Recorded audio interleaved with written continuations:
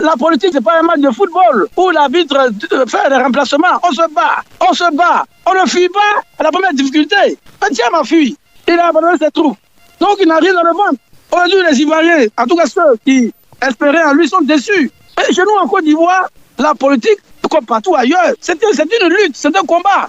Mais il vient 2-3 jours après, il dit que sa vie est menacée. Ça va s'asseoir à Paris, il se promène dans la rue de Paris. Ce n'est pas le leader qu'on veut en Côte d'Ivoire. Le président Ouattara, le président Gbagbo, je ne parle même pas du président Bédié, paix à son âme. Mais ceux-là, ils se sont forgés dans la lutte. Chers internautes de Enjeux d'Afrique, bonjour et merci de nous retrouver comme promis. On se retrouve pour discuter de l'actualité politique en Côte d'Ivoire. Le 25 octobre 2025, si tout va bien, une présidentielle doit se tenir et comme vous pouvez le constater depuis plusieurs mois, la tension politique est à son paroxysme. Je réunis aujourd'hui 3 confrères pour en discuter. En tout premier, Guillaume Gbato. Guillaume Gbato est le directeur de publication du quotidien Liberté à Abidjan. Guillaume, bonjour et merci d'avoir accepté notre invitation. Bonjour Carl, c'est toujours un plaisir. Bonjour à tous nos auditeurs, à tous les internautes. C'est toujours un plaisir de discuter. Merci beaucoup Carl. Plaisir partagé, Guillaume, merci beaucoup. Après vous, il y a Jérôme Dri. Jérôme Dri, lui, il est le chef service politique du journal Nouveau Réveil. Jérôme, bonjour et merci de vous être joint à nous. Bonjour Carl, bonjour également aux auditeurs, aux internautes. C'est tout un plaisir de pouvoir parler de l'actualité politique en Côte d'Ivoire.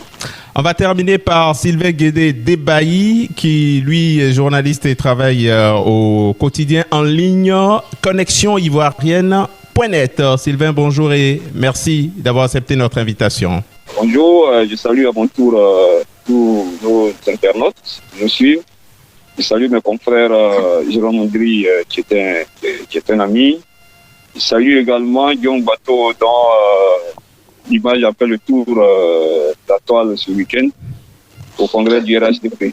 Voilà, on voit encore cette image où il tient la photo du président Ouattara en main avec les 2 doigts. Bon, mais ça fait le buzz. Justement, voilà, Sylvain nous trouve une très bonne entrée en matière. Le week-end du 21 au 22 juin, le RHDP, le Rassemblement des Oufouettistes pour la démocratie et la paix, le parti du président Alassane Ouattara, a tenu son congrès. Le chef de l'État est désigné candidat pour un 4e mandat. Il ne s'est pas encore prononcé sur cette désignation faite par son parti. On va en discuter justement en commençant par Guillaume Gbato, qui était au congrès. Votre image a fait le tour du web avec cette photo du président Alassane Ouattara nous montrant que c'est lui. Il n'a pas encore dit oui. Pourquoi est-ce qu'il fait durer le suspense, Guillaume? Bon, je que c'est le président Ouattara qui peut donner une réponse claire à cette question, mais je veux dire, si je m'en tiens à son discours, le président a dit à EBMP, donc hier, qu'il a compris ses partisans, mais qu'il est maintenant le président de tous les Ivoiriens et qu'il réserve sa décision pour quelques jours. Moi, quand je regardais, j'étais au congrès, effectivement, au-delà de l'image anecdotique, on pourra en parler après, j'étais au Parc des Expositions et à EBMP.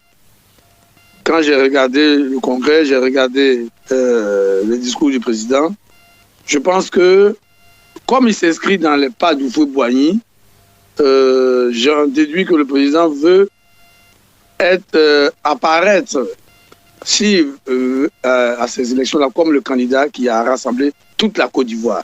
Et donc, le cadre strictement partisan du RHDP, aussi beau soit-il comme on l'a vu, est devenu, entre guillemets, un peu plus petit pour lui. Il veut vraiment apparaître comme le champion national, comme il aime à le dire pour ce qui est de l'économie. Quand vous dites qu'il s'inscrit dans les pas d'Houphouët-Boigny, on peut l'interpréter dans l'autre sens. Est-ce qu'il veut mourir aussi au pouvoir comme Houphouët-Boigny? Bon, je ne veux pas être rabat-joie, mais je pense que le président Ouattara va vivre longtemps. Donc, quand même, un dernier mandat, Houphouët-Boigny nous a quittés à 88 ans. Si on considère que le président Ouattara va vivre un peu plus longtemps, il peut finir un 4e mandat tranquillement avant avant de rejoindre ses ancêtres. Mais c'est pas la mourir au pouvoir. Je pense que le président Ouattara, il a rappelé un peu hier quand même, a connu un parcours difficile. D'abord, haut fonctionnaire donc dans les bureaux feutrés, la BCAO et du FMI pendant longtemps. Ensuite, homme politique opposant. La vie n'a pas été facile pour lui. De 1994 jusqu'à son arrivée au pouvoir en 2011. Et puis, la reconstruction progressive et la Côte d'Ivoire d'aujourd'hui. Donc, il y a une sorte de consécration, voilà, qu'il ressent. On l'a vu, il était vraiment très heureux hier. Il a dit, vraiment, ça lui manquait. Et la ferveur, tout cet engagement. Et il regarde le parcours, il se dit, bon, on va finir en beauté. On va finir en beauté, mais on va finir avec tous les Ivoiriens. Parce que c'est vrai qu'il y a quelques opposants, mais on voit bien que il n'y a pas match. Aujourd'hui, en Côte d'Ivoire, il n'y a pas match. Et Guillaume Bateau, voilà, on va en parler, on y reviendra. Alors, Jérôme Dri, un mot sur ce congrès avec cette désignation du président Ouattara pour un 4e mandat comme poulain du RHDP. Avant de me prononcer un peu sur le discours du président Ouattara, permettez-moi de m'incliner un peu devant la dépouille de tous ceux qui ont perdu la vie hier. Et un convoi qui venait au congrès, il y a eu un accident, certains ont perdu la vie. Après le congrès, il y a eu des bousculades, certains ont perdu la vie. Je voulais vraiment m'incliner devant la mémoire de ces personnes-là et souhaiter et prendre l'établissement à tous ceux qui ont été blessés hier. Ceci étant dit, je voulais revenir un peu sur le discours du président Ouattara. Moi, je soutiens que le président Ouattara fait durer un peu le suspense, en fait. Il fait durer un peu le suspense. La décision peut-être est déjà prise, mais le président Ouattara fait durer juste un peu le suspense. En tous les cas de figure, le président Ouattara sera candidat. C'est pas la décision en tant que telle qui peut-être nous dérange, mais c'est l'engagement pris par le président Ouattara lui-même de ne pas remplir pour un 4e mandat. Il a dit à plusieurs reprises, même en 2020, c'était pour un cas de force majeure, parce que le candidat désigné du RADP était décédé, donc il fallait juste trouver, à quelques mois des élections, il fallait trouver juste une solution. C'est pourquoi le président Ouattara a rempli. Il a lui-même dit à plusieurs interviews que c'était difficile, voire impossible qu'il soit encore candidat en 2025. Bon, nous, en tant qu'observateurs de la scène politique ivoirienne, nous sommes surpris qu'aujourd'hui, le RADP, des gens réclament encore la candidature du président Ouattara pour un 4e mandat. Alors que lui-même, le président Ouattara a dit qu'il avait un vivier d'une demi-douzaine de personnes qui pourraient lui succéder s'il partait. Aujourd'hui, pourquoi encore forcer la main au président Ouattara d'être encore candidat? Bon, c'est pourquoi le discours d'hier, bon, nous, ça ne nous a pas surpris. Ça ne nous a pas surpris, parce que moi, j'étais de ceux qui étaient convaincus que le cadre n'était pas approprié. Le président Ouattara de dire si oui ou non, il serait candidat pour un 4e mandat. En 2020, pour annoncer son retrait, c'était devant le Parlement, Ayam Sokoro, qui avait donné cette annonce. Parce que c'était pour lui, et comme l'a signifié Batou, le président de tous les Ivoiriens de Côte d'Ivoire. Donc, pour prendre une telle décision, il faudrait qu'il fasse une adresse à la nation. Donc, certainement, c'est au cours d'un congrès devant le Parlement, il va donner cette décision. Mais il ne faut pas se voiler la face. Moi, avec ce que, quand on lit entre les lignes, j'ai vos préoccupations, entre les lignes, le président Ouattara va remplir. Mais ce qui va peut-être nous gêner, c'est que quand il remplit pour un 4e mandat et que tous les leaders de l'opposition sont écartés de la liste électorale. Oui, on en viendra. On va aller pas à pas, Jérôme. On va aller pas à pas, Jérôme. Alors, Sylvain Debailly, le président Ouattara, n'a pas dit qu'il est candidat. Son parti lui demande de porter l'étendard pour cette présidentielle du 25 octobre prochain. S'il ne dit pas encore oui, est-ce que ce n'est pas parce que c'est pas compte tenu de toutes toutes les tensions qu'il y a actuellement avec Laurent Gbagbo et son trop c'est trop, qui ne veut pas du tout entendre parler d'un 4e mandat pour Alassane Ouattara. Est-ce que, quelque part, le président ivoirien n'a pas la pression? On peut le dire ainsi, il y a une sorte de pression qu'il ressent, parce que vous l'aurez noté, hein, à chaque quinquennat, Alassane Ouattara a affiché un visage peu différent. Vous n'avez pas le même visage d'Alassane Ouattara quand il devait être candidat pour son 2e mandat. Là, il avait encore le soutien du président Bédié. Nous, aujourd'hui, on arrive en 2025. Il y a beaucoup d'hésitation de sa part. Il y a beaucoup d'hésitation. Moi, je pense que depuis le début, c'est-à-dire dès que nous sommes entrés en 2025, année électorale, un homme politique de sa trempe devait avoir déjà tranché. Il devait avoir tranché, mais jusque-là, 6 mois après, en juin 2025, on arrive même à un événement majeur de son parti, où il est porté par, en tout cas, l'écrasante majorité de son parti, pour être non seulement le président du RHDP, mais également le candidat à l'élection présidentielle de 2021. Je ne sais pas pourquoi il pouvait encore différer sa décision. Donc cela dénote bien un certain malaise. Et puis également, on peut le dire, cette hésitation également est quand même, c'est quand même qu'il ressent le poids des mandats. Le président Alassane Ouattara n'a pas droit à un 4e mandat. C'est vrai que les juristes montent des artifices ça et là, mais Alassane Ouattara a contre lui sa propre parole et il a contre lui l'article 55 de la Constitution que lui-même il a fait voter.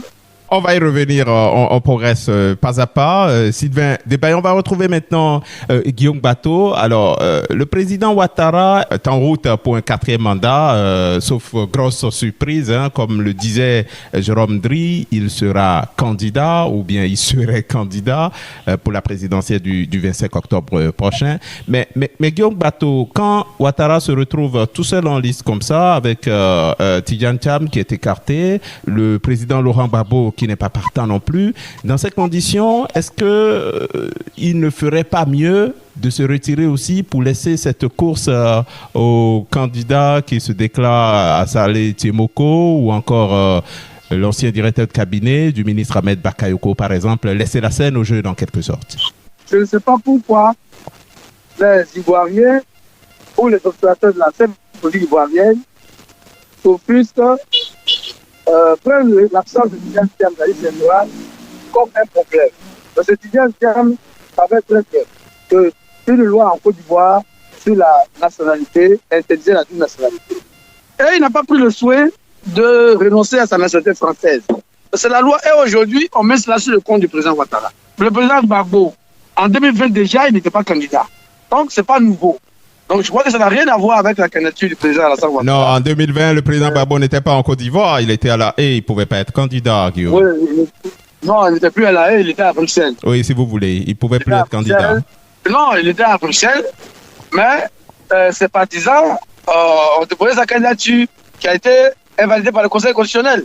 Vous savez que le président Gbagbo n'est pas une contradiction près. Guillaume, on va préciser les choses. Il était à Bruxelles en liberté provisoire, en liberté conditionnelle, si vous voulez. Il ne pouvait pas être candidat parce que son affaire n'était pas vidée par la CPI en ce moment. Mais je vous dis, malgré cela, ses partisans ont déposé son dossier de candidature.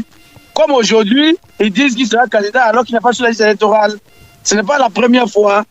Voilà. Donc, pour dire que ça n'a rien à voir, le choix ou la volonté du président Ouattara d'être candidat ou non n'a rien à voir avec la présence ou l'absence de M. Thiam, Gbagbo, Soro, etc., etc.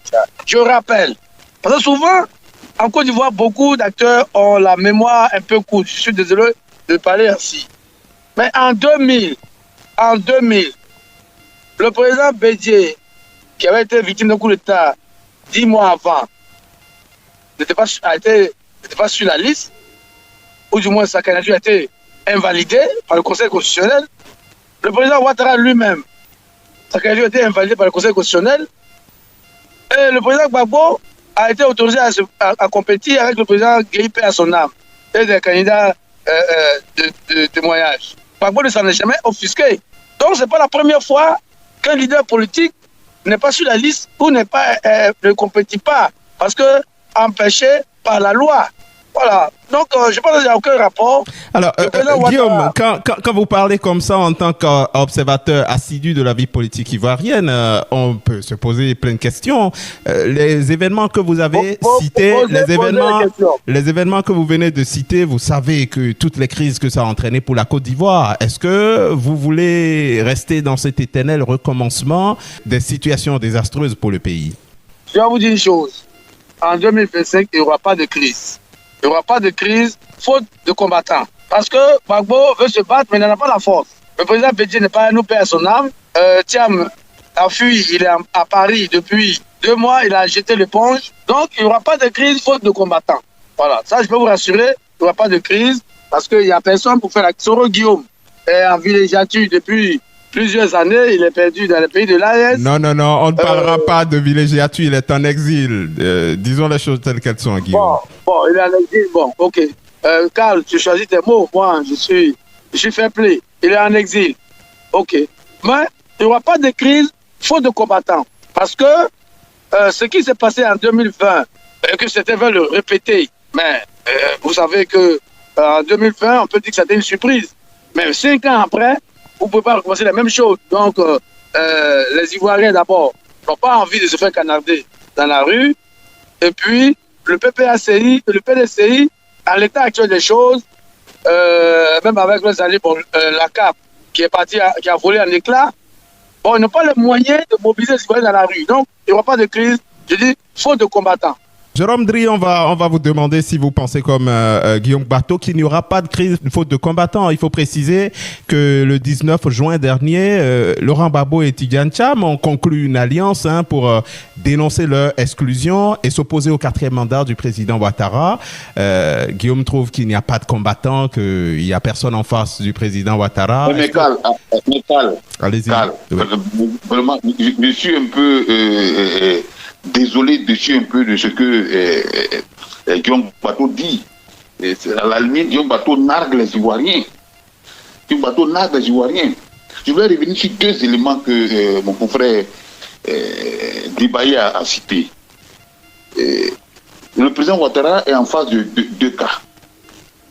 D'abord, sa parole. Chez l'État, c'est sa parole. Je vais me dire ses paroles, parce qu'il a dit en 2025, il ne fera pas un 4e mandat. Il a bien dit ça. On se rappelle qu'à Katiola, lors de la visite d'État, le président Ouattara même a indiqué qu'il n'exclura personne des élections, parce que l'exclusion des élections entraîne toujours des crises. Que lui, il n'est pas venu pour se dernier au pouvoir. Il a dit. Quand un chef vient de dire ça, moi je pense que c'est-à-dire qu'il faut respecter la parole du chef. Mais quand Bateau dit qu'il n'y aura pas de faute de combattants, non.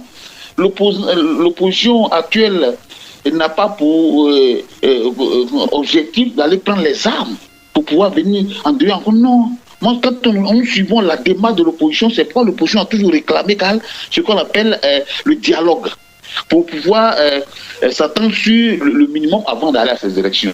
L'objectif de l'opposition, ce n'est pas aller encore prendre des armes comme certains l'ont fait. Et tout à l'heure, tu as évoqué même le passé à Guillaume Bateau qui a rejeté ça. Non. Pour les cas d'exclusion, des gens ont pris des armes en Côte d'Ivoire. On se rappelle, des gens ont pris des armes en Côte d'Ivoire pour imposer la candidature de quelqu'un parce qu'il y a eu des exclusions. Et pour cela, pour régler ce problème-là, Guillaume Bateau, à l'époque, il était grand militant du FPI, qui était au pouvoir, qui ne voulait même pas que... il était de ceux qui ne voulaient pas que le président Gbagbo prenne l'article 48. Mais au nom de la paix, le président Gbagbo a pris l'article 48 pour que tout le monde soit candidat. Puis il y a des candidats exceptionnels. Parce que des gens étaient frappés, le président Ouattara a été frappé par une décision de la Cour suprême qui est irrévocable. Guillaume Bateau le sait. Mais le président Gbagbo, au nom de la paix, a pris l'article 48 pour que tout le monde soit candidat. Aujourd'hui, on se retrouve dans une même situation. où on suppose que des gens ont été frappés par une décision de justice. Mais bon, ce qui s'est passé hier, et les tenants du pouvoir hier, au nom de la paix, ont fait asseoir tout le monde autour d'une table pour pouvoir aller à la paix. Pourquoi on ne le fera pas aujourd'hui? Il ne faut pas narguer les gens pour dire qu'il n'y a pas de combattants. Non, non. C'est comme narguer les Ivoiriens. On n'est plus dans un conflit pour dire qu'il n'y a pas de combattants en face. Non, on n'est plus dans un conflit. Alors, Jérôme, voilà ce qui est pour les exclusions, notamment de Gbagbo et Tcham. On peut aussi parler de Guillaume Soro. Mais qu'en est-il du 4e mandat du président Ouattara? Oui, il a dit qu'il ne sera pas candidat. Mais est-ce que la loi l'en empêche? Si, la loi l'empêche.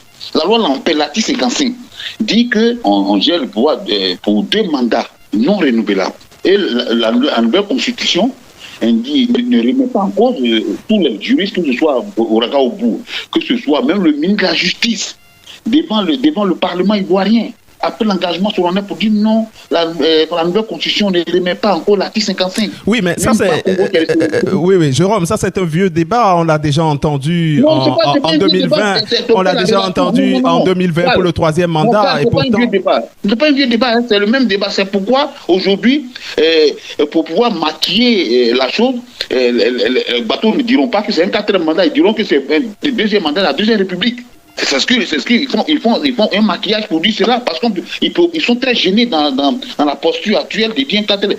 Donc, sinon, logiquement, le président Ouattara ne peut pas faire un 4e mandat selon la Constitution.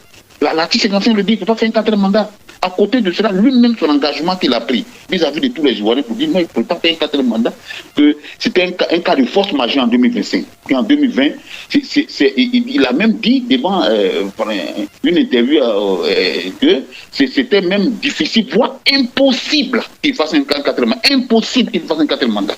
Mais pourquoi aujourd'hui, on veut maquiller la chose pour dire non, c'est le 2e mandat de la République non locale? C'est pas possible, le président Ouattara ne peut pas faire un 4e mandat. Et ce que l'opposition demande, contrairement à ce que Bateau pense, il va y avoir des combattants. Non. On a dépassé cette étape.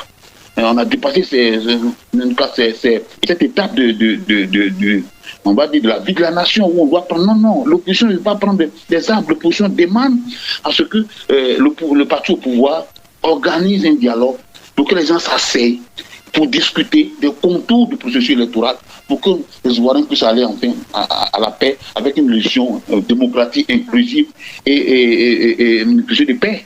Sinon, vraiment, quand il faudrait qu'il écarte cette affaire de combattants. On n'a pas besoin de combattants maintenant. On doit aller à la paix. C'est ça.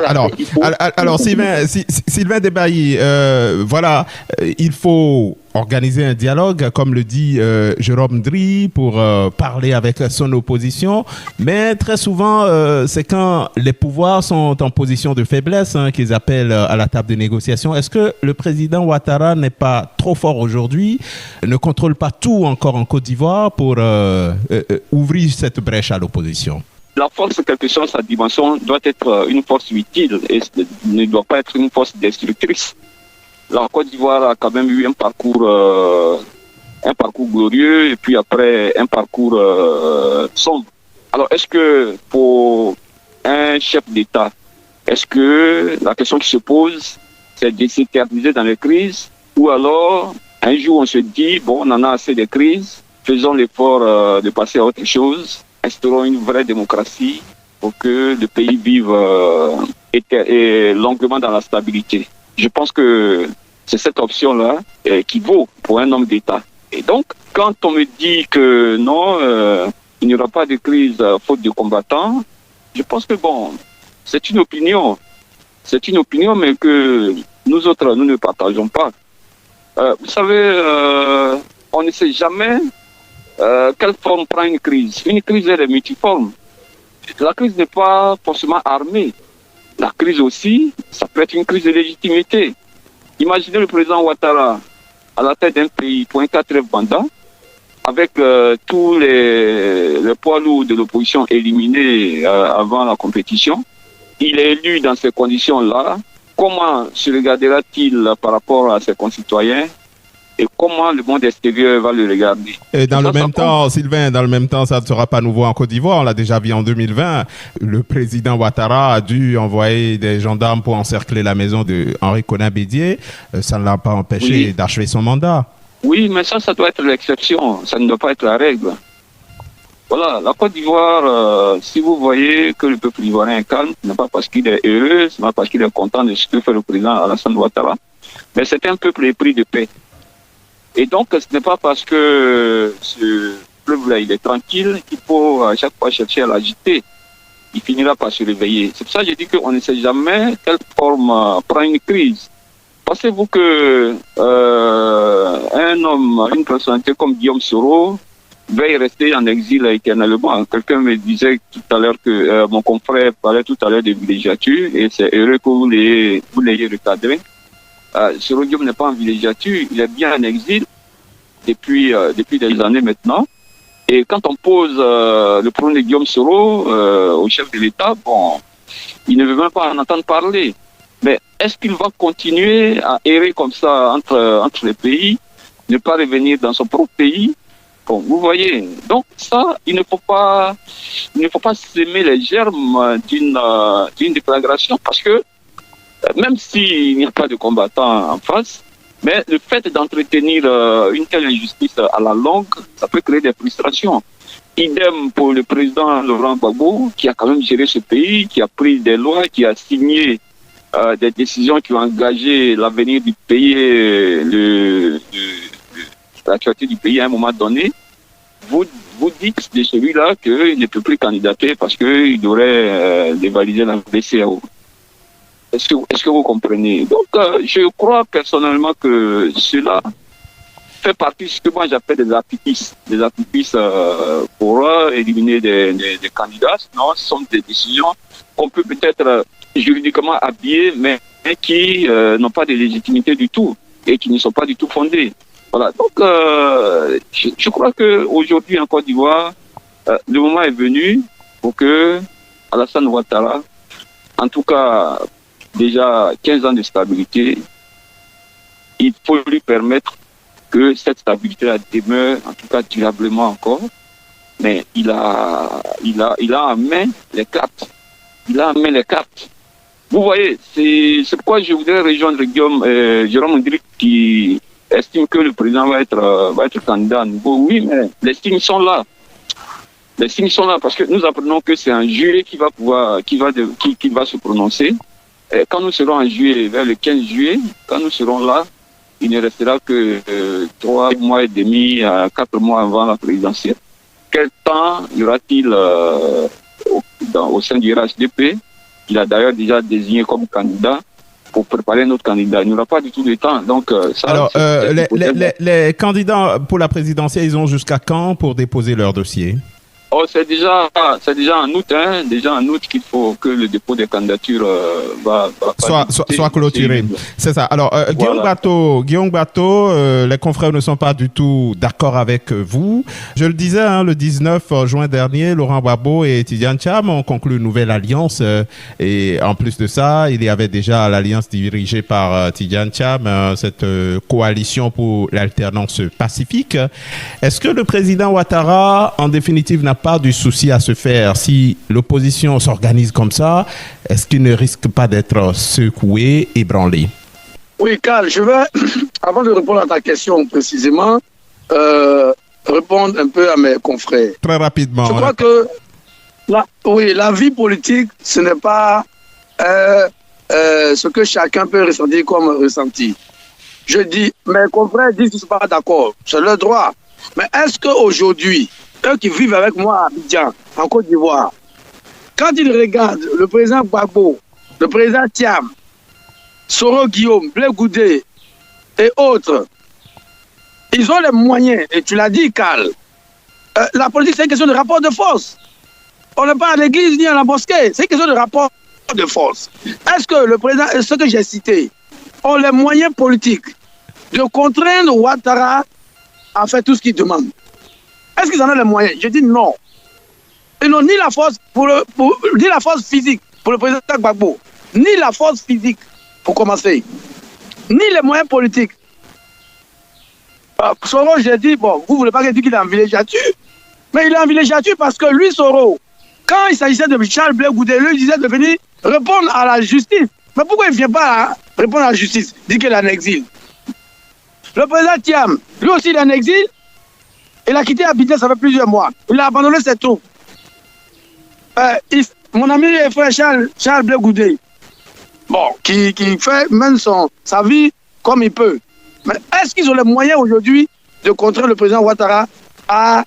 Je n'ai pas parlé d'armes, j'ai dit qu'il faut de combattants. Quand il parle de combattants, c'est combattants politiques. Ils n'ont pas les moyens politiques. Vous citez des acteurs qui ne seront pas face tout seuls au président Ouattara si cela advenait. Ils ont des militants, Guillaume Bateau. Le PPACI n'est pas un poids plume en Côte d'Ivoire.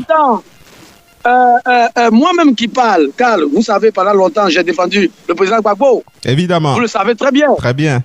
Mais aujourd'hui, je ne le défends plus. Ce sont des millions comme moi qui sont déçus du président Gbagbo et de son parcours. Et ils sont des millions qui ont abandonné le PDCI. Donc, ils ont des militants, oui, mais ils ne sont pas suffisamment nombreux. Guillaume Bateau, permettez que je vous chambre un tout petit peu. À Abidjan, on dit plutôt que vous êtes fatigué de l'opposition. Vous êtes allé voir du côté où c'est plus vert. Ça n'a rien à voir. Vous me connaissez, on pourra en parler si vous voulez. Moi, je suis un militant de gauche. Le président Gbagbo a cessé d'être un homme de gauche. Alors, sur la parole. Mais le président Gbagbo nous a dit dans ce pays qu'à plus de 75 ans, on ne peut plus gouverner un pays. Il a dit, personne ne président Bédier avait dit en 2010 que c'était son dernier combat. Mais il est resté dans le combat jusqu'à sa mort. De quelle parole je parle? Mais la parole ne faut que pour le président Ouattara, pas pour les autres. Non, Carl, il faut que nos amis quand même conceptualisent. Le président Gbagbo lui-même, il a dit à Issia en 2009 qu'il ne pourrait plus se battre contre le président Afi pour la direction du FPI. Mais il l'a fait. Donc si c'est la parole, laissons ça. C'est en Côte d'Ivoire, les leaders politiques, chacun use la parole comme il veut. Maintenant, pour répondre à votre question, Carl, en Côte d'Ivoire aujourd'hui, malgré ce que mes amis disent, le match est plié. Et il n'y a personne en face du président Ouattara. En termes de crédibilité, ce n'est même pas une question de nombre. Les opposants, Thiam, Afi, Gbagbo, Simon, ne sont pas crédibles. La coalition dont vous parlez, le Front commun, est née sur les centres de CAP. La CAP n'existe plus. Puisque le président Gbagbo, son principe, depuis son retour à Abidjan en 2021, c'est qu'il ne veut pas voir ni Simone, ni Afi, ni Charles Blé Goudé en peinture. Or, ceux-là sont dans la CAP, avec le président Thiam. Il les laisse, il va chez Gbagbo. Ça veut dire, aller chez Gbagbo, c'est tuer la CAP, même si la CAP fait des communiqués pour essayer de maquiller. Donc la CAP a volé un éclat. Les opposants eux-mêmes ne sont pas sérieux. Donc comment voulez-vous que les Ivoiriens confient leur avenir à des gens qui se font les entoupettes et qui vont à gauche et à droite? Le président Thiam, on a pensé vraiment qu'il avait quelque chose dans le ventre. Mais il n'a rien dans le ventre. Il est venu, il s'est emmêlé les pinceaux, il n'a pas réussi à sa candidature. Comment Guillaume pouvez-vous dire qu'il n'a rien dans le ventre alors qu'on ne lui laisse même pas le temps, qu'on ne lui laisse même pas le temps d'entrer en compétition? Oui, mais Akal, la politique, je dis que ce n'est pas un match de football où l'arbitre fait des remplacements. On se bat. On ne fuit pas à la première difficulté. Thiam a fui. Il a abandonné ses troupes. Donc il n'a rien dans le ventre. Aujourd'hui, les Ivoiriens, en tout cas ceux qui espéraient en lui, sont déçus. Et chez nous, en Côte d'Ivoire, la politique, comme partout ailleurs, c'est une lutte, c'est un combat. Mais il vient 2-3 jours après, il dit que la vie est menacée, ça va s'asseoir à Paris, il se promène dans la rue de Paris. Mais ça, c'est dommage. Ce n'est pas le leader qu'on veut en Côte d'Ivoire. S'il ne peut pas affronter le président Ouattara, le président Gbagbo, je ne parle même pas du président Bédier, paix à son âme, mais ceux-là, ils se sont forgés dans la lutte. Alors, donc, M. Thiam veut diriger notre pays. Oui, mais le président, je reste un peu encore avec vous. Guillaume, vous parlez comme si la politique venait de commencer en Côte d'Ivoire. Le président Ouattara dont vous parliez, il faisait ses combats en étant en exil. Il a passé tout le temps en exil. Non, Carl, il ne faut pas dire qu'il était tout le temps en exil, c'est pas vrai. Le président Ouattara a connu un bref temps d'exil, mais après, il est venu en Côte d'Ivoire. Et pendant les crises, tout ça, il était ici. Non, faut pas. Alors, je vais laisser, sur ce point, je vais laisser Jérôme vous répondre. Non. Guillaume, permettez, on continue le débat. 30 secondes. 30 secondes. Non, là, moi, je suis pas d'accord. Je suis pas d'accord, Carl. Je suis pas d'accord avec Diop. Non. Alors, Guillaume, on va permettre à Jérôme de vous répondre. On va le laisser parler un peu. Allez-y, Jérôme. Ok, qui me répond? Ok. Excuse-moi, je suis pas un observateur à géométrie variable qui change de position. Guillaume lui-même, moi quand Guillaume parle, je suis un peu perplexe. Parce que aujourd'hui, celui que Guillaume défend à corps et à cri, c'est le même que Guillaume pourfendait en 2010, en 2009, en 2008. Bon, mais aujourd'hui, c'est comme ça que la politique en Côte d'Ivoire se déroule. C'est-à-dire où on sent qu'on peut, où il y a à manger, à boire, on peut toujours... Non, mais Jérôme, je suis désolé. Jérôme, tu me connais personnellement. Guillaume, vous allez lui répondre après. Guillaume, s'il vous plaît. Guillaume, s'il vous plaît. Jérôme me connaît personnellement. Mais Jérôme, arrête. Mais pardon. Quand tu fais Alors, chers confrères, je vous en prie, chers confrères, un peu de respect pour les internautes. S'il vous plaît, Jérôme, on va s'écouter. Guillaume Bateau, je vous en prie. Alors, chers confrères... Je dis que moi, je vais manger et boire. Non, s'il vous plaît. Revenons à la question. Guillaume, je vous en prie. Guillaume, je vous ai invité. On se connaît depuis très longtemps. Je suis d'accord. Je vous laisserai le temps de réagir. Guillaume, vous avez beaucoup parlé. Guillaume, vous êtes un ami. En dehors d'être un confrère, vous êtes un ami. Guillaume, s'il vous plaît, écoutez-moi. Guillaume, je vous en prie, écoutez-moi. Oui, je vous connais très fair-play. Et je vous en prie, je vous connais très fair-play. Je ne peux pas accepter ce que Jérôme dit. Vous lui répondrez. Guillaume, vous lui répondrez. Guillaume, s'il vous plaît. Guillaume, vous allez lui répondre. Jérôme, chers confrères, je vous en prie. Chers confrères, je vous en prie. Non, permettez-moi de reprendre la parole. Je vous en prie, on est entre confrères. Je vous en prie, permettez-moi de reprendre la parole. Disciplinons-nous un peu, s'il vous plaît, chers confrères. Guillaume, on va se respecter. Je vous demande de me respecter, Guillaume. Je vous demande de me respecter. Laissez-moi la parole, s'il vous plaît. Oui, laissez-moi la parole. Voilà. Jérôme, je vous en prie. Laissez-moi la parole. Je vous en prie, laissez-moi la parole. Je vous remercie. Alors, on va dépassionner le débat. Ce qui se passe en Côte d'Ivoire est très intéressant et toute la sous-région a les yeux rivés sur ce qui se passe là-bas. Guillaume, si vous permettez, les confrères m'ont laissé la parole. Oui, je vous en prie, Guillaume, je vous connais plus pacifique que ça, Guillaume, ne me décevez pas. Oui, mais Jérôme, il ne peut pas m'insulter. Non, il vous a pas insulté. Alors, il vous a pas insulté. S'il vous plaît. Jérôme, laissez-moi reprendre le contrôle. On va pas. Non, Guillaume, je vous en prie, Guillaume. Je sais que vous êtes battu. Oui, mais on va.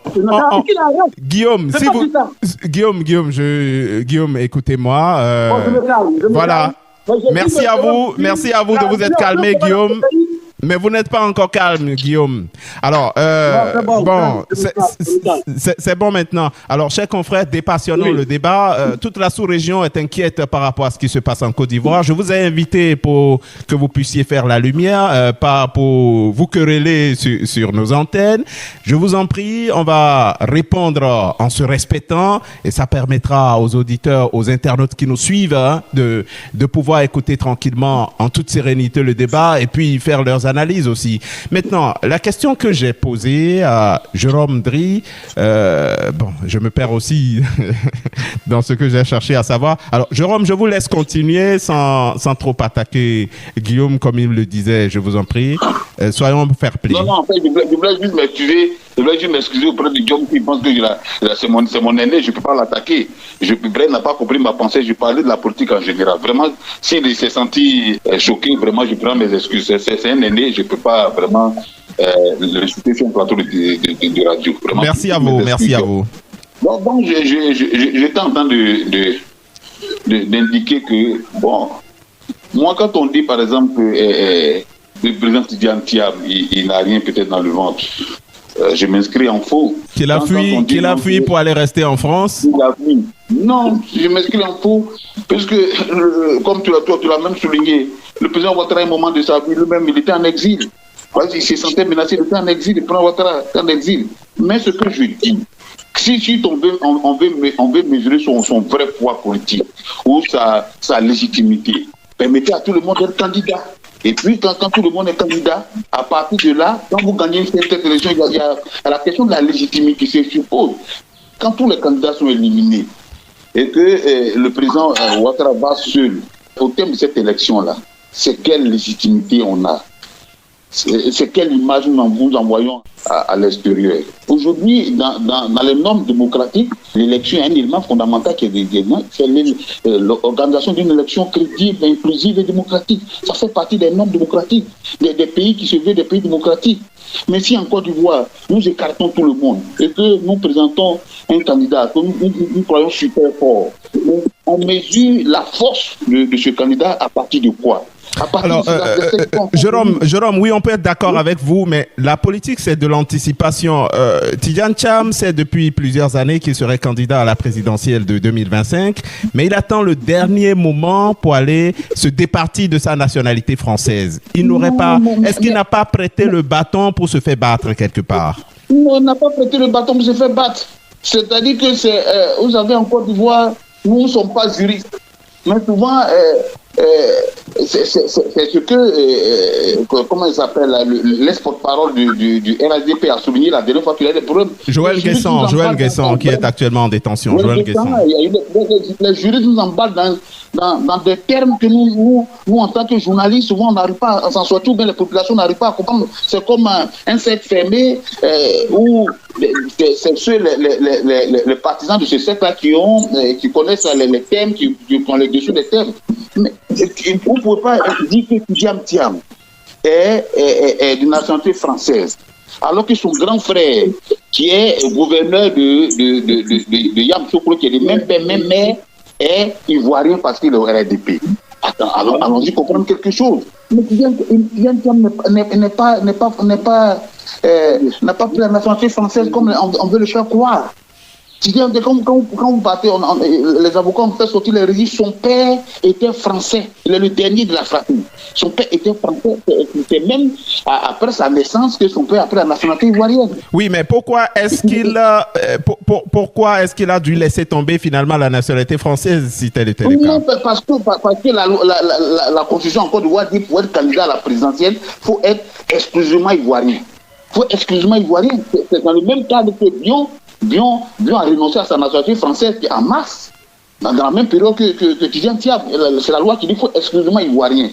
Et ceux mêmes qui ont porté plainte contre Thiam ont indiqué que non, il n'était pas ivoirien quand il était présenté à la tête du PDCI. Non, mais les têtes du PDCI ne disent pas qu'il faut être exclusivement ivoirien. L'article 44 des articles du PDCI. Oui, mais tout compte fait, il a dû démissionner de la présidence pour réorganiser un congrès pour se faire élire président. Donc ça veut dire qu'il voulait éviter un piège.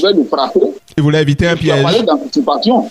Non, tu as parlé d'anticipation, il a évité un piège. Comme tu as parlé d'anticipation, il a anticipé un piège. Sinon, on devait le démettre aussi à la tête du PDCI, soit disant qu'il n'était pas ivoirien quand il se présentait, alors que les thèses du PDCI ne disent pas ça. Mais bon, vous savez qu'avec la justice, là, c'est que je dis que c'est un cercle fermé, il est difficile de décrypter un peu ce que les juristes disent. Tantôt, ils sont d'accord sur les thèmes, tantôt, ils requalifient des thèmes. Vraiment, c'est un peu difficile. Mais ce que je retiens, je pense qu'aujourd'hui, nous sommes arrivés, la Côte d'Ivoire n'a plus besoin de crise. Et moi, je suis d'accord avec le président Ouattara qui avait dit à Katoula que toute explosion en politique entraîne toujours des crises. Donc, pour éviter ces crises, parce que là je soutiens le débat, la crise peut ne pas être forcément militaire, il peut y avoir une crise de légitimité.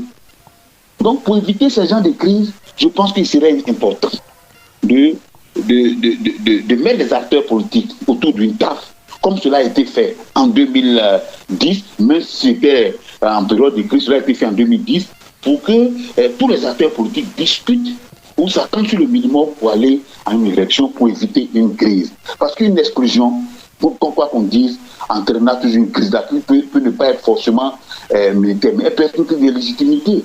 Et puis, on ne sait pas comment une légitimité peut se terminer. Donc, vraiment, on n'a pas besoin de... Aujourd'hui, quand on parle des rapports de force, moi, je suis un peu perplexe quand on parle de rapports de force. On ne parle pas des rapports de force actuellement dans cet état où la Côte d'Ivoire sort d'une crise, on n'a même pas encore fini de penser les plaies. On ne parlera pas de rapports de force. Guillaume m'a dit quelque chose qui a attiré mon attention. Il dit quels moyens politiques les opposants ont pour pouvoir contraindre le président Ouattara. Bon, quels moyens politiques? On n'a pas besoin de contraindre le président Ouattara. Le président Ouattara est comme le père de la nation. Le père de la nation, c'est lui qui a, on va dire, c'est lui qui a emmené la paix de la nation. C'est lui qui doit faire de telle sorte que tous les enfants de ce pays-là soient réunis pour qu'il y ait une stabilité, il y ait la paix en Côte d'Ivoire. Donc, on n'a pas forcément besoin de le contraindre par des moyens pour qu'il puisse instaurer ce dialogue, pour qu'il y ait la paix. C'est Maintenant, je pense qu'il faudrait que chacun revienne à lui-même. Si on veut vraiment qu'il ait la stabilité et il ait la paix. Parce qu'aujourd'hui, quoi qu'on dise, nous sommes entourés, la Côte d'Ivoire est entourée aujourd'hui de plusieurs pays qui sont instables. Ils sont instables. Quand on a le Burkina, le prenez les pays de l'AS. Ces pays-là sont exposés aujourd'hui aux terroristes.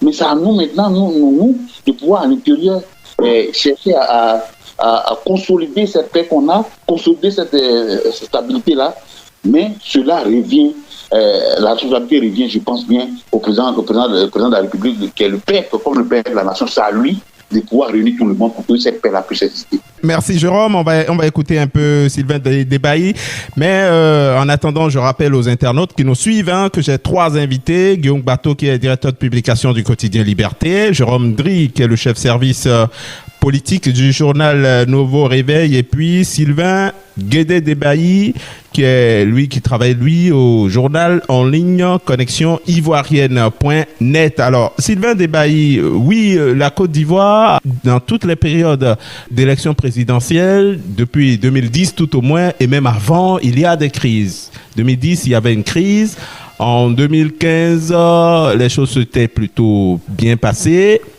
Puis en 2020, il y a eu près de 90 morts dans des affrontements contre le 3e mandat d'Alassane Ouattara. Aujourd'hui, Laurent Gbagbo a lancé un slogan « Trop c'est trop », pas de 4e mandat pour Alassane Ouattara. Certains parlent de match retour de 2010 pour cette élection présidentielle entre Ouattara et Gbagbo notamment. Est-ce que ces craintes sont fondées? Est-ce que vous pensez qu'il y aura violence sur le terrain? Je salue la grandeur d'esprit de mon confrère Jérôme Dri, et je salue également Guillaume Bateau qui a accepté les excuses parce que c'est aussi cela le débat. Donc, mais ce que je veux dire, c'est que c'est cela aussi. Quand vous brocardez certains leaders politiques, et quand vous les dépeignez en noir, il faut aussi se rendre perméable à la critique, parce que à la fin, c'est aussi ça. Les mots que Guillaume Bateau reprend quand il dit il n'a rien dans le ventre. Sylvain, l'incident est clos. Sylvain, s'il vous plaît, l'incident est clos. Répondez à ma question, ne revenez pas. Évitons de jeter de l'huile sur le feu. L'incident est clos, Sylvain, je vous en prie. Non, ça rejoint le débat et je vais faire une ouverture. C'est-à-dire que si nous avions en face de nous ces candidats-là, ils auraient eu la même réaction que Guillaume Bateau. Voilà, donc c'est ce que je voulais préciser au passage. Et puis bon, saluer tous les deux, la grandeur d'esprit. Maintenant, la question que vous me posez là, je dirais que les crises ne sont pas une spécificité ivoirienne. Voilà, et les crises que nous avons eues pour la plupart, à un moment donné, c'était des affaires assez graves, des affaires d'exclusion. Mais maintenant que nous avons eu tout ça, ce qui est essentiel, c'est de dire que la Côte d'Ivoire n'est pas un pays damné, et que nous devons nous reprendre, et que dans la marche de notre pays, il faut que tous nous mettions ensemble pour dire plus jamais ça, plus jamais d'exclusion, plus jamais d'élimination de candidats par des artifices juridico-politiques. Faisons tout pour promouvoir la démocratie dans notre pays, parce que de tous les systèmes politiques qui existent, Je pense que c'est le système de moindre mal. Alors, qui dit démocratie, dit élection, et élection pluraliste. Quand les gens parlent d'élection standard ou alors c'est d'abord le suffrage universel. C'est-à-dire le peuple qui est appelé à choisir ses élus, et c'est ce peuple-là qui doit être juge. Ce n'est pas un candidat qui doit être juge. C'est-à-dire que ce n'est pas un candidat qui doit désigner des candidats d'un autre parti. Alors, quand c'est ainsi, le président Ouattara, qui a pris l'engagement dans le discours que rappelait tout à l'heure mon confrère Jérôme Ndri, à savoir qu'il n'éliminerait plus, lui, il n'exclurait pas de candidats parce que les exclusions avoir toujours des cris. Ben, effectivement, et c'est cela qu'on lui demande aujourd'hui. Parce que vous ne pouvez pas comprendre, vous parlez tout à l'heure de Tidiane Thiam. Quand il s'inscrivait sur la liste électorale, il n'y avait pas de problème. Parce qu'en ce moment-là, on parlait d'une certaine alliance, un rapprochement du camp RHDP. Donc, les gens étaient tout heureux, il n'y avait pas de problème. C'est même à l'ambassade de Côte d'Ivoire en France qu'il a fait son opération. C'est même l'ambassade de Côte d'Ivoire en France qui, de façon même médiatique, lui a remis son passeport. Aujourd'hui, qu'il veut résolument s'engager dans la politique de son pays, on lui crée des obstacles. Parce que, j'ai dit, on lui crée des obstacles, parce que des obstacles qui sont créés. Le confrère Jérôme Ndri l'a précisé tout à l'heure, les tests du PDCI ne disent pas que... Alors, Sylvain, s'il vous plaît, on va pas revenir en arrière. Je vous prierai de répondre à ma question. Je vous demandais s'il y a des risques d'affrontement. Oui, est-ce qu'il y a des risques d'affrontement entre, par exemple, les partisans de Gbagbo et d'Alassane Ouattara, un match retour de 2010, comme on l'entend dire très souvent maintenant? Non, le match retour, je pense que ces concepteurs l'ont bien expliqué. Hein? Le match retour ne s'entend pas forcément par affrontement armé. Il y a eu une phase en 2010, il y a eu deux personnalités qui se sont affrontées au deuxième tour et les deux ont réclamé la victoire chacun de son côté. Et bon, finalement, Alassane Ouattara, avec le soutien de la communauté internationale, a pris le dessus. Bien évidemment, le président Gbagbo est de retour, il n'est pas encore politiquement mort, et bien, il veut participer à une élection présidentielle. Et donc, si la possibilité lui était donnée de postuler, il sera bien face à Alassane Ouattara. C'est un remake, c'est un match retour. Cela ne veut pas forcément dire des affrontements. Vous savez, aujourd'hui... Alors, quand le président Gbagbo dit « On m'a empêché d'être inscrit sur la liste électorale, ils veulent qu'on se batte, on se battra ». Qu'est-ce que ça veut dire? Oui. Non, on se battra, mais est-ce que le lendemain, est-ce que vous avez vu ces troupes sur la scène? Non. Non, il a dit que non, il a dit qu'il n'y aura pas, quatrième mandat. Ça se prépare, il n'y aura pas quatrième mandat. Donc les hostilités ne sont pas encore déclenchées. Le risque n'est-il pas présent? Oui, mais il faut voir ça en termes de combat politique. Pourquoi voulez-vous qu'on assimile le combat politique à un affrontement armé ou un affrontement physique? Justement, ici, parce qu'il est question de la Côte d'Ivoire et les Ivoiriens y sont habitués. Voilà, ici c'est la guerre des idées. Non, je disais tout à l'heure que ce n'est pas l'apanage de la Côte d'Ivoire. Les crises ne sont pas une spécificité ivoirienne et elles sont artificielles, généralement, elles sont artificielles. Et le peuple ivoirien est un peuple épris de paix. Si vous le voyez bien, depuis 2010, Sylvain, je ne vous comprends pas bien quand vous dites que les crises sont artificielles. En 2020, il y a eu des violences électorales avec près de 90 morts. C'est artificiel, ça? Oui, ça a été créé de toutes pièces. On pouvait éviter cette crise-là. On pouvait éviter cette crise. Si vous savez, cette crise-là pouvait être évitée. C'est pourquoi j'ai dit que c'est artificiel. Ce n'était pas de grands problèmes qui nous divisaient. Puisque le président Bédier a décidé de prendre son indépendance, il est devenu persona non grata. C'est comme ça qu'il faut que moi j'interprète les choses. Donc, c'est des crises qui sont artificiellement créées. On ne peut pas faire d'ouverture parce qu'on arrive au pouvoir, on ferme toutes les portes pour ne pas que les autres y arrivent. C'est ce qui crée les crises. Sinon, ce n'est pas forcément que les Ivoiriens même sont des gens qui aiment les crises. Non, pas du tout. Vous le savez, aujourd'hui, depuis 2010, le peuple ivoirien a décidé de regarder vraiment dans la même direction parce que les affrontements qui ont eu lieu ont été très meurtriers. Plus personne ne veut retourner à cette case-là. Et donc, tout est mis en œuvre aujourd'hui. Si vous voyez qu'aujourd'hui, il y a une sorte d'accalmie, mais ça, on le doit aux Ivoiriens, on le doit à l'esprit de paix des Ivoiriens. Mais il ne faut pas quand même exagérer, parce que c'est le fait d'exagérer, le fait de créer forcément des crises à la veille des élections qui fait que souvent la tension monte. Mais je pense qu'on a aujourd'hui les possibilités de faire baisser cette tension. Et la seule possibilité que nous avons de faire baisser la tension, nous avons encore 4 mois, c'est qu'entre les frères ivoiriens, qu'il y ait un dialogue. Vous voyez, quand il y a dialogue, quand on se parle, ben, on recule les frontières des affrontements et des crises.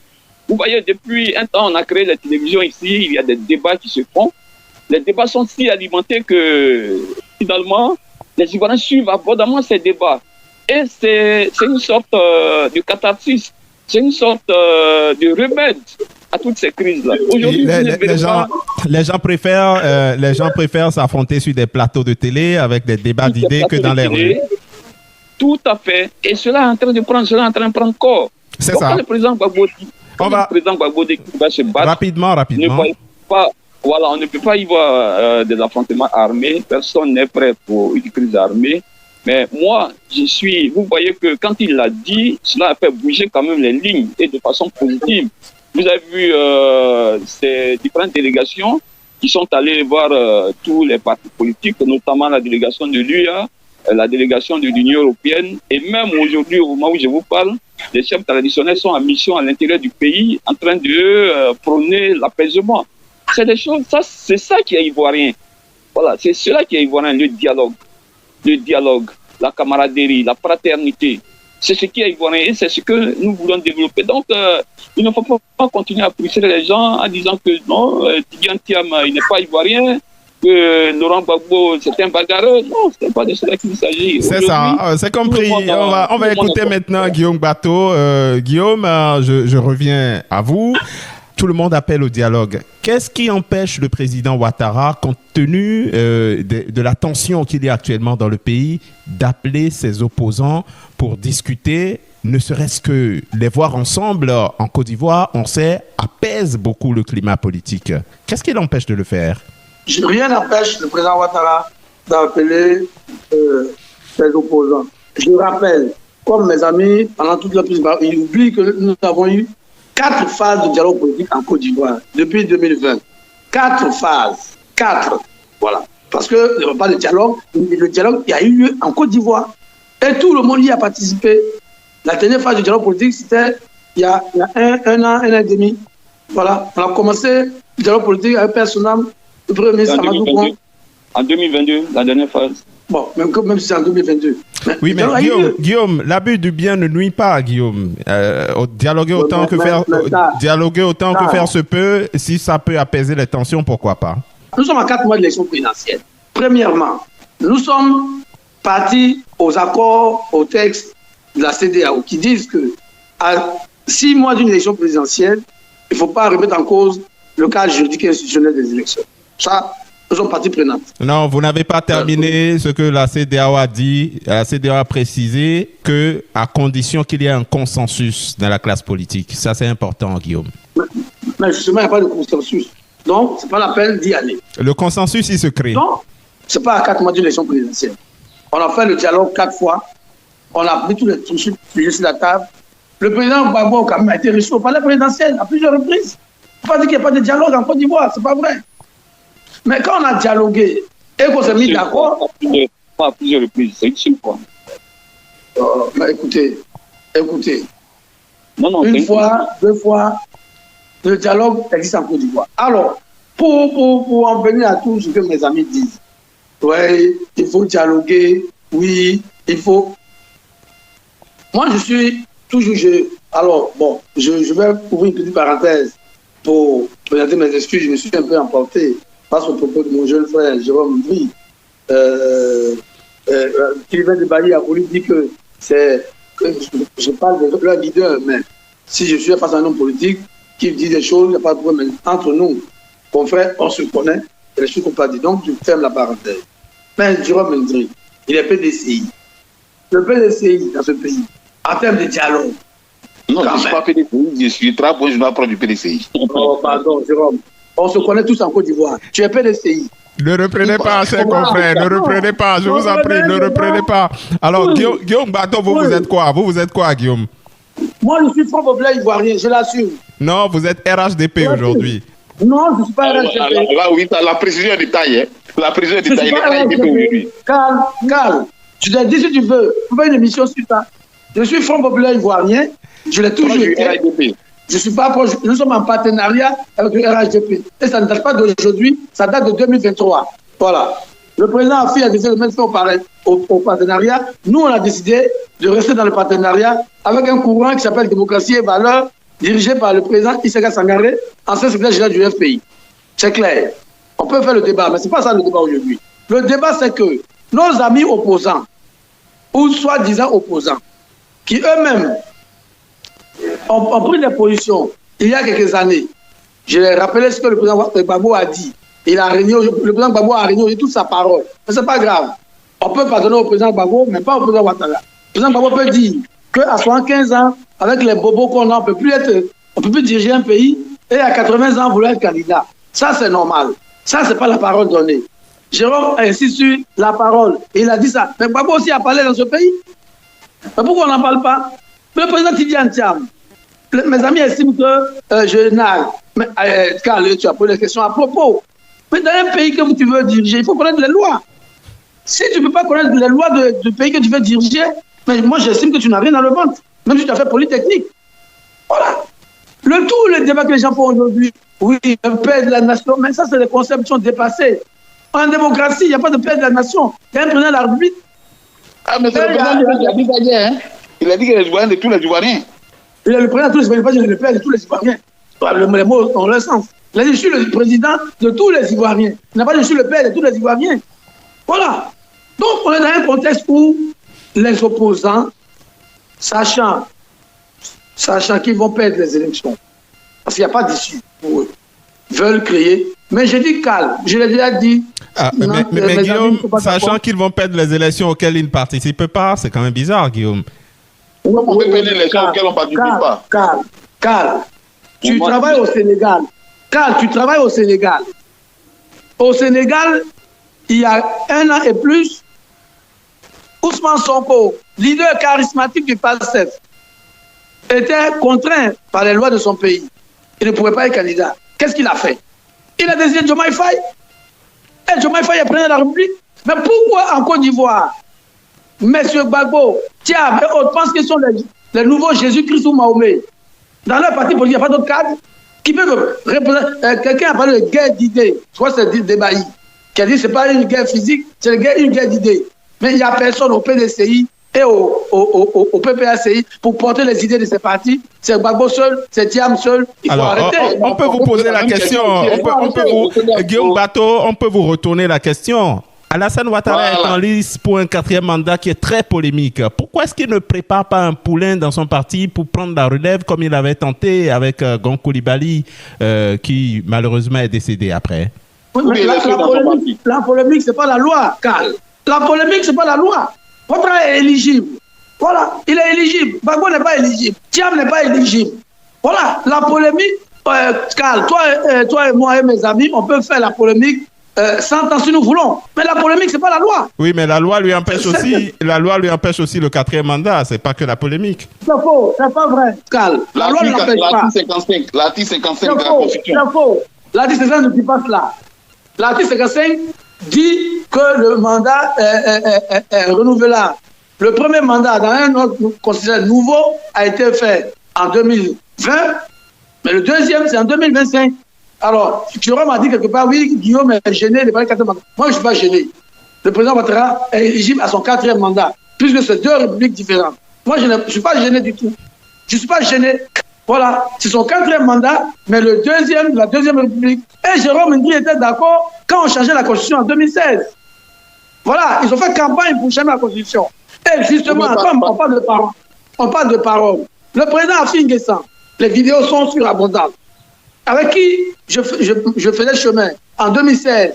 Nous avons fait campagne contre la Constitution. Nous avons dit, et le président Affi l'a dit, que cette Constitution, c'est peut-être pour permettre à Ouattara et à Bédié de se présenter encore, d'avoir la possibilité de se présenter encore. Tout le monde savait. Donc, il ne faut pas faire la fine bouche et faire l'autruche aujourd'hui. Il faut qu'en Côte d'Ivoire soit sérieux. Ce que je reproche à mes amis de l'opposition, ils ne sont pas sérieux. Le PDCI, ils ne sont pas sérieux. En 2016, il était le président Ouattara pour changer la constitution. Tout le monde savait, le débat c'était que cette constitution permettrait à Ouattara de se représenter. Mais ils étaient d'accord parce que ça permettrait à Bédié de lever le plafond d'âge. Oui, mais en ce moment, Guillaume, des ministres d'Alassane Ouattara sont sortis et ont dit que la constitution là ne permettait plus au président d'être candidat. Ça a été clair. Je te rappelle que les ministres ne sont pas la loi. Les ministres ne sont pas la loi. Comme la polémique n'est pas la loi. Toi et moi, on peut dire le ministre de la Justice. Le ministre de la Justice, quand même, c'est lui. Le ministre de la Justice, c'est lui qui allait défendre. C'est lui qui allait défendre cette constitution devant le Parlement. On ne peut pas dire que c'est pas la loi, Guillaume. C'est la justice qui apprécie la constitution des lois en Côte d'Ivoire. C'est le Conseil constitutionnel. Quand le président Ouattara a envoyé sa candidature au Conseil constitutionnel, il a jugé qu'elle était valable. Oraga Obu, qui était le a dit qu'il ne pouvait pas permettre un troisième mandat. Oraga Obu n'est pas le Conseil constitutionnel. Guillaume, je vous en prie, n'entrons pas dans ce débat. C'est le même Conseil constitutionnel qui avait proclamé la victoire de Laurent Gbagbo en 2010. Donc en Côte d'Ivoire, il y a à boire et à manger. Il a dit qu'il était envoûté. On va descendre maintenant. S'il vous plaît, chers confrères, permettez-moi de reprendre le contrôle de cette émission.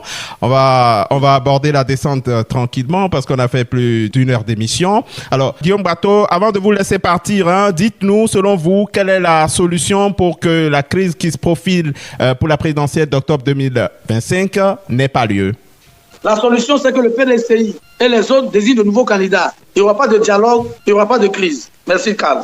Merci infiniment à vous, Guillaume Bateau. Vous êtes le directeur de publication du quotidien Liberté. Voilà, on va prendre Jérôme Dri pour sa dernière question. Selon vous, quelle peut être la solution, Jérôme? Est-ce que vous êtes d'accord avec Guillaume que les autres qui sont exclus présentent de nouveaux candidats? La solution, elle est simple. Moi, je propose deux solutions. La première solution, c'est le dialogue. C'est le dialogue. On peut pas aller à ces élections du 25 octobre sans le dialogue et espérer qu'on n'ait pas une élection qui va aboutir sur une crise. C'est pas possible. Ça, c'est la première chose. La deuxième chose, c'est le respect de la parole donnée.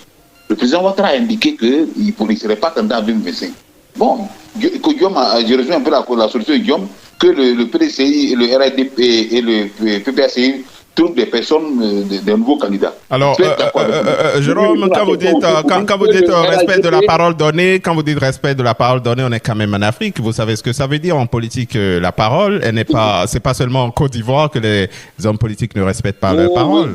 Bon, d'accord, là, on peut. Mais bon, le président Ouattara aussi a dit qu'il y avait une demi-douzaine de cadres qui étaient, qu'il avait apprêtés ou qui avaient préparé pour lui succéder. Moi, je pense que, comme Guillaume l'a dit, et pourquoi pas, le président Ouattara aussi peut trouver un autre candidat pour RADP, parce qu'en 2020, c'était un cas de force majeure. Cette année, il n'y a pas de cas de force majeure. Il peut trouver un autre candidat. Je pense que cela pourrait éviter peut-être une crise, parce qu'il y a un nouveau candidat du RADP qui va affronter les autres candidats de l'opposition. Ça pourrait éviter une crise. Mais je reviens pour dire, j'insiste, seul le dialogue pourra nous éviter une situation désastreuse après 2025. Merci. Jérôme Ndri, chef du service politique du journal Nouveau Réveil. C'était un plaisir de vous avoir dans cette émission. On espère vous retrouver pour d'autres débats sur la politique en Côte d'Ivoire. Je vous en prie. Sylvain Debailly, on va terminer avec vous. Je vous fais la même question. Oui, selon vous, quelle peut être la solution à la crise que nous voyons à l'horizon? Crise à l'horizon, c'est selon, mais moi je pense que si nous sommes encore dans la polémique à 4 mois des élections présidentielles, je parle de polémique parce que chacun tire la couverture sur lui. Dans l'opposition, on pense qu'on a raison. Au pouvoir, on pense qu'on a raison. Donc, il y a une sorte de dialogue de sourds. Et ce dialogue de sourds-là, il faut le transformer vraiment en un dialogue réel. Vous comprenez? Parce que cela suppose, quand nous avons cette polémique, cela veut dire clairement que les textes de loi n'arrivent pas à nous mettre ensemble. Voilà, que les textes de loi n'arrivent pas à créer la cohésion voulue, l'entente voulue.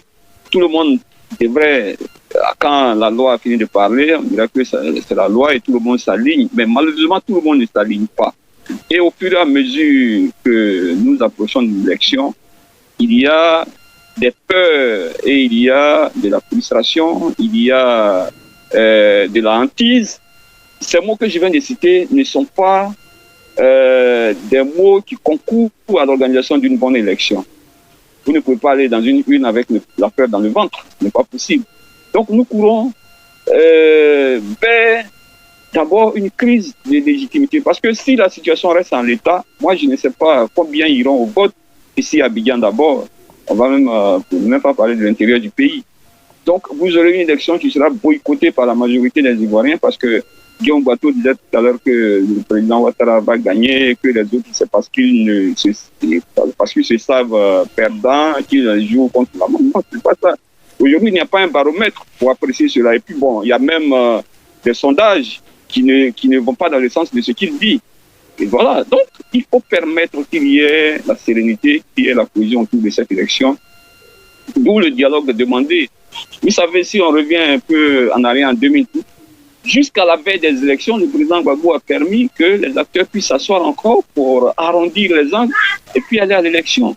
C'est vrai qu'il y a eu une crise, mais on ne dira pas qu'il n'y avait pas eu de dialogue. Vous comprenez? Il disait tout à l'heure aussi que le PDCI et le PPSI doivent désigner d'autres candidats, autres que ceux que nous connaissons déjà. Oui, cela est possible, mais pour que cela soit possible, il faut que les gens s'asseyent pour discuter. Quand on va à un dialogue, c'est un rendez-vous du donner et du recevoir. Qu'est-ce qui dit que, à l'issue de ce dialogue-là, ce qu'il dit là ne peut pas être possible, ce qu'il dit là ne peut pas être accepté par les candidats? Non, on n'a pas besoin d'aller au dialogue pour ça. Ce sont des décisions internes aux partis politiques. Choisir un candidat dans un parti, il faut parler un dialogue pour ça. Non, je vais dire que aujourd'hui il y a une crise parce que les gens ne s'asseyent pas suffisamment pour discuter. Et quand on va, et c'est justement parce que les gens vont poser le problème de leur candidature que le pouvoir s'obstine à ne pas faire ce dialogue. Il parle du dialogue qui a pris fin depuis 2022. Oui, mais en 2022, quand le dialogue, la cinquième phase du dialogue politique s'est conclue, elle a fait une proposition qui était de mettre en place un comité de suivi. Ce comité de suivi n'a jamais existé. Et des résolutions ou bien des recommandations qui avaient été prises n'ont jamais été mises en exécution. C'est cela aussi la réalité. Et c'est ce qui nous rattrape aujourd'hui. Donc, je pense que les gens doivent encore entrer en eux-mêmes pour dire que l'intérêt de la nation est en jeu. Alors, si la loi n'arrive pas à nous réconcilier, réconcilions-nous au moins autour de nos pratiques coutumières ou alors autour d'un dialogue entre frères ivoiriens. Et puis, à partir de là même, vous voyez qu'on est dans un thème un peu conflictuel. À partir de là, quand l'élection présidentielle sera terminée, mais il faut encore s'asseoir pour que, au niveau de la Constitution, au niveau du Code électoral, on enlève tout ce qui est susceptible de créer encore d'autres crises. C'est cela le sens du dialogue. C'est cela aussi la vertu et puis ce qu'on gagne dans le dialogue. Voilà un peu ce que je voudrais dire. Il ne faut pas s'obstiner à rejeter du revers de la main ce qui vient de l'opposition, bien à rejeter du revers de la main ce qui vient du pouvoir. Voilà. C'est en confrontant les idées qu'on peut toujours trouver Sylvain, on vous a suffisamment compris. On a malheureusement plus du temps. Le temps qui nous est imparti est terminé. Merci infiniment à vous d'avoir répondu à cette émission. Vous êtes Sylvain Guédé de Bailly. Vous êtes journaliste et vous travaillez au quotidien en ligne Connexion Ivoirienne.net. Chers internautes d'Enjeux d'Afrique, cette émission est à présent terminée. J'espère que vous l'avez aimée. On se donne rendez-vous pour discuter d'un autre sujet dans un pays d'Afrique. Merci infiniment. À très vite.